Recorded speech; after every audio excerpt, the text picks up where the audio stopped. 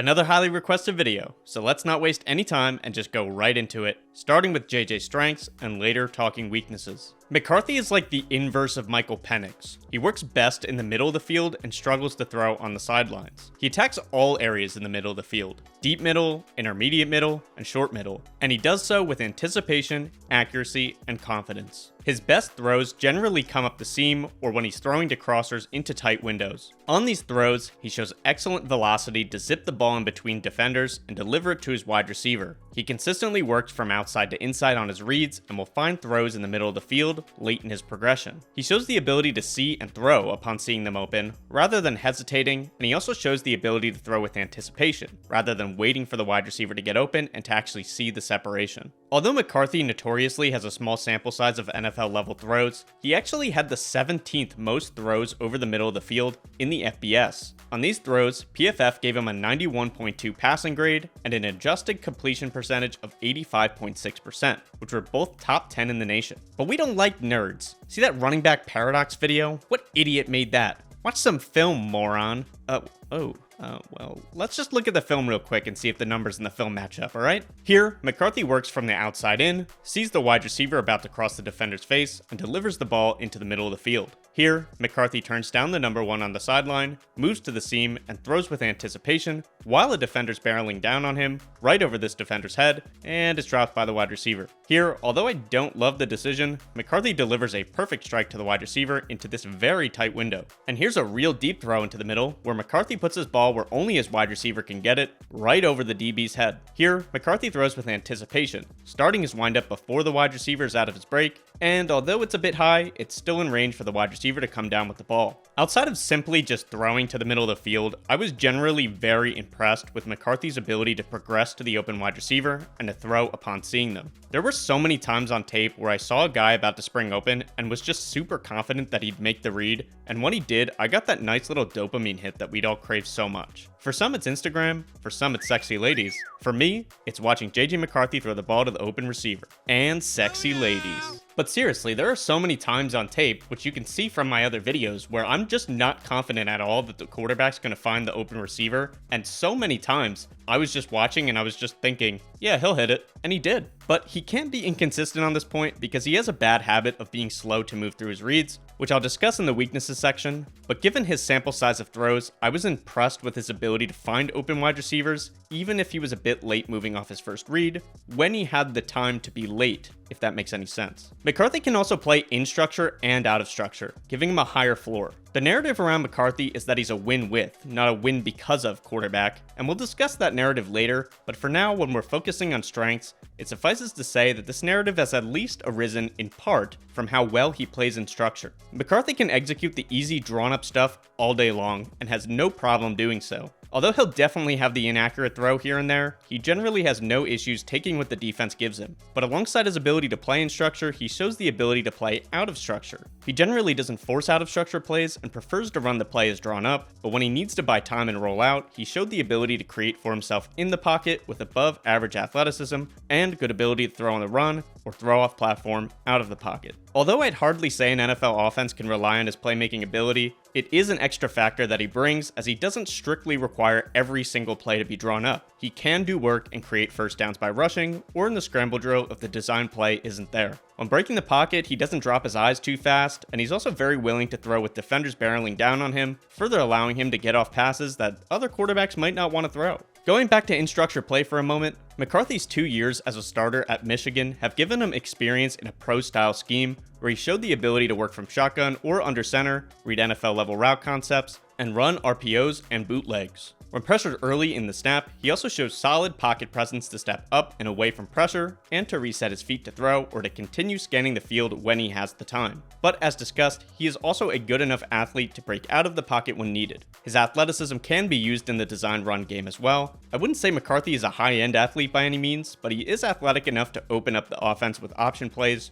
or threaten to use his rushing ability. I think he showed flashes of shiftiness in space and great acceleration, and that other other times he'd struggle to beat a defender to the edge or something, so it was a bit confusing with him. That said, he showed good enough ability to read the option and had enough success in college for me to think that he can scramble out of structure to pick up easy yards and threaten to pick up first downs with his legs in the NFL, such that defenses have to at least account for his rushing ability, even if he's not necessarily a threat to burn the defense with long runs like Jayden Daniels. An interesting tidbit on this point is that he also has pretty crazy bend. His 6.82 second 3-cone at the combine was the 7th best for all positions. Seriously, put this dude at edge rusher. Something else that stands out about McCarthy is his mentality on and off the field. But first, as a qualifier, I don't know McCarthy personally, so it's really difficult for me to say if any of this is accurate, and it's hard to get a full picture of a person just from the stories about them, especially ones fed by the media. But I'm gonna go with what I got. He appears to be a very well-adjusted individual. It's hard to watch a Michigan game without mention of his work with sports psychiatrists or doing yoga or some random stuff like that, so he seems to be mature enough to understand the pressures that come with the game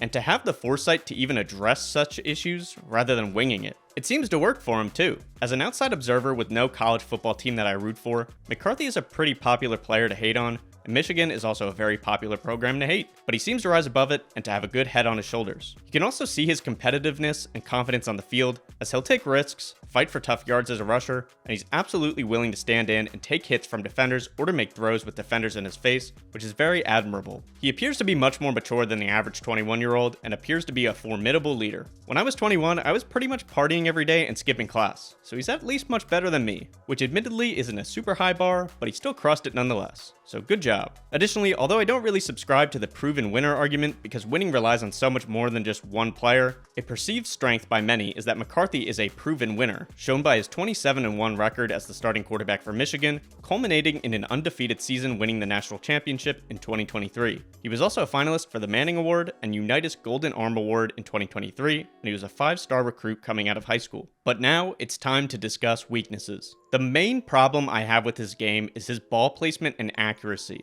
Let's start with ball placement because this kind of drove me nuts. He really struggles to hit moving wide receivers in stride, as he was constantly throwing behind wide receivers leading to PBUs, or ahead of them leading to incompletions. He genuinely makes catches for his wide receivers more difficult or takes away potential completions with his ball placement, which I'll demonstrate with a few plays. Like this play, where he throws it right into the leverage of the DB instead of on the wide receiver's back shoulder. Or here, where he throws behind the wide receiver on the route, allowing the defender to get his hands in and break up the play. Here, the pass is complete, but he throws away from the wide receiver's leverage, requiring him to lay out in the opposite direction from the ball. Here, McCarthy has the receiver much earlier, takes extra hitches which make him late on the throw, then misses out on an easy deep completion by throwing the ball too far behind the wide receiver. Here, he completes this throw, but chucks it at the wide receiver's feet, making it a very difficult catch. Here, the ball is just underthrown and behind the wide receiver from a clean pocket, requiring him to adjust back to the ball instead of catching it in stride. Here, he throws too far outside the wide receiver's reach, leading to an incompletion. On this one, McCarthy dirts the out route, turning a completable ball into an incompletion.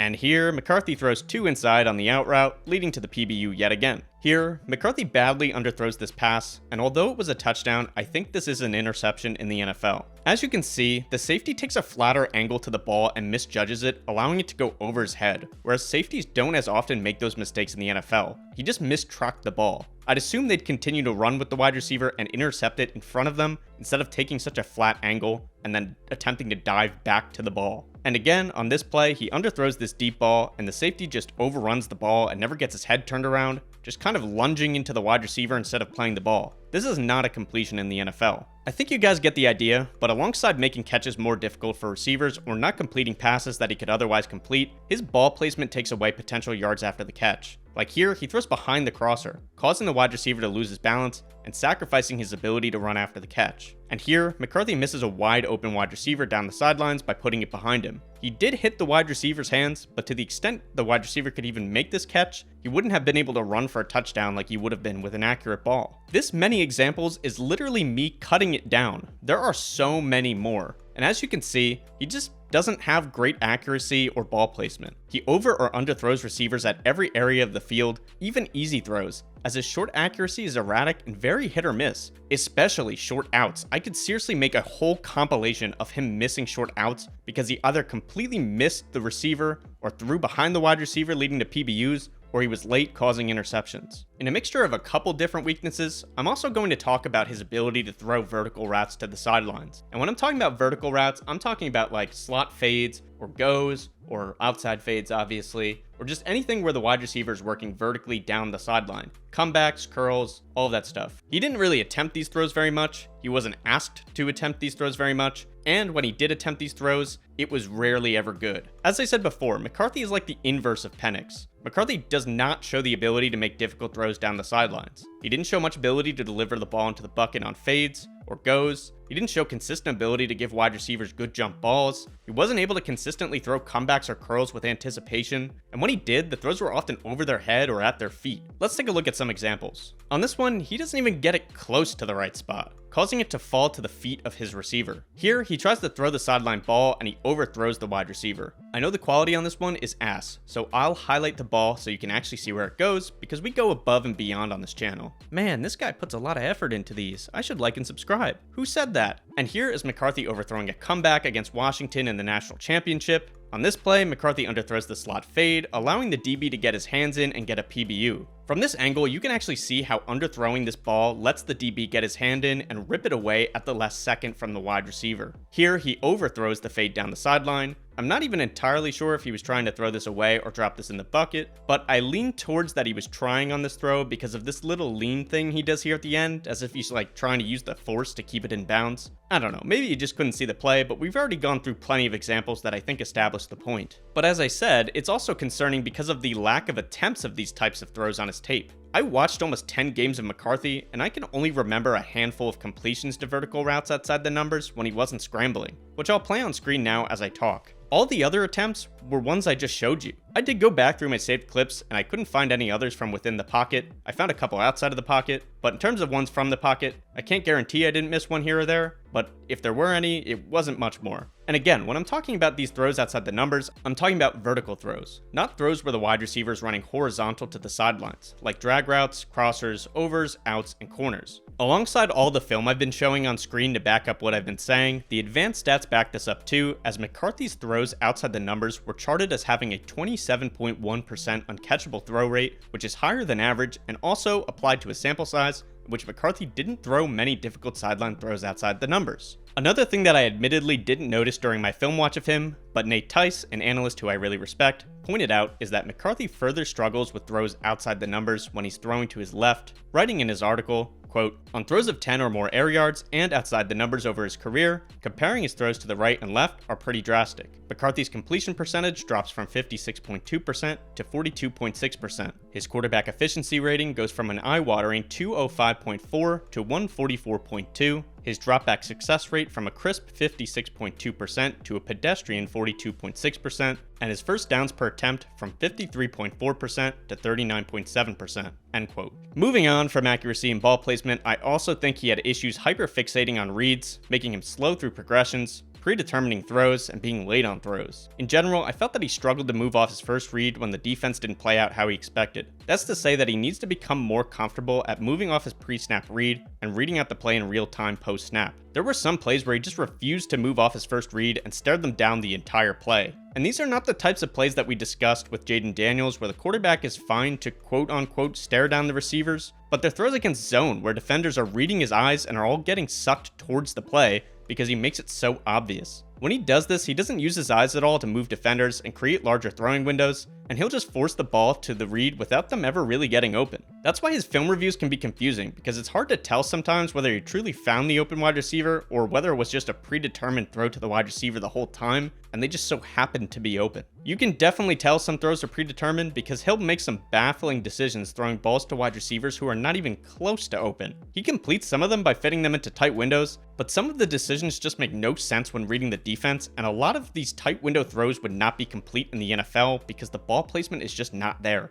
For example, here he stares down the wide receiver, drawing the linebacker into the play and waits too long to throw, leading to this pass just barely getting into the wide receiver. But think about if the linebacker was just an extra step faster, like an NFL linebacker, and you basically have an interception in the NFL. But when he doesn't force it to his predetermined read, he'll stick on them for a long time, which could make him late on other opportunities if he winds up moving off that read eventually. Similar to this point is his decision making, which I felt could be rather inconsistent. Although he's generally very confident, he sometimes will show indecision or hesitation where he'll turn down NFL throws and find checkdowns or hesitate to throw to wide open wide receivers. There are times too where when the defense doesn't play out as expected, it seems like he just goes immediately to the check down from a clean pocket before letting the wide receivers downfield even have a chance to get out of their break. But then, on the complete opposite side of the spectrum, he'll force the ball into tight windows where in college he was able to complete it, but the ball would likely be intercepted or incomplete in the NFL because DBs get their head around so much quicker and are better athletes. We've already shown a couple of these examples, so I'm not going to go back over them here. He also shows detrimental confidence at times in his decisions to throw across his body or off his back foot, deep downfield into double or triple coverage. So what we have here are moments of him being unusually risk-averse and the moments of him being unusually overconfident. Like here, McCarthy sees his wide receiver underneath, checks real quick for anything better, looks back to the wide receiver who's still open, albeit not for long,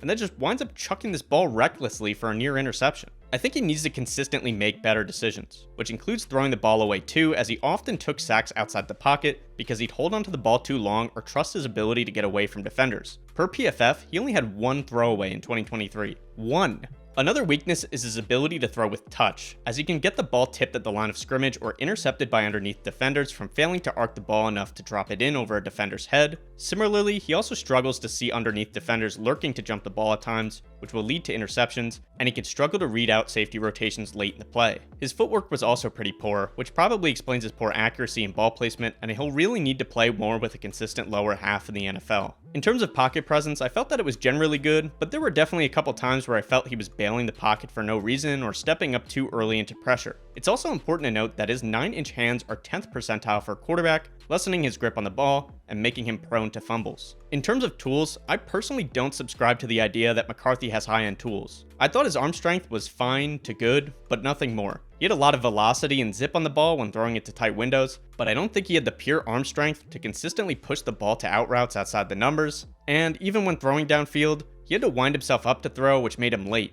I would agree that his pro day throw, which I'll show on screen right now, really seems to prove me wrong, as it was a very nice throw. I think it was about 65 yards, but I just didn't see the ability to throw like that in a game. For example, this is literally the same throw as the pro day throw in pads, and it's underthrown. Is it impressive that he can throw 55 yards downfield after quickly resetting his base? I'd say yes, but I don't think even this arm strength consistently showed on field. However, both of these examples are only one play, and you're free to disagree. But also consider the fact that there were plenty other underthrows shown on screen during the course of this video. Sometimes it was due to arm strength, but other times it was just due to bad ball placement. For me, after watching almost 10 games of him, I'd say that his arm strength isn't an elite or even high level tool. He's also very undersized. At 6'2.5", he's in the 43rd percentile for height, and at 219 pounds, he's in the 42nd percentile for weight. However, his playing weight was likely closer to 205 or 210, which is in the 8th and 16th percentile respectively. Being this undersized may limit his effectiveness in the run game, which is part of his game that could be integral to his development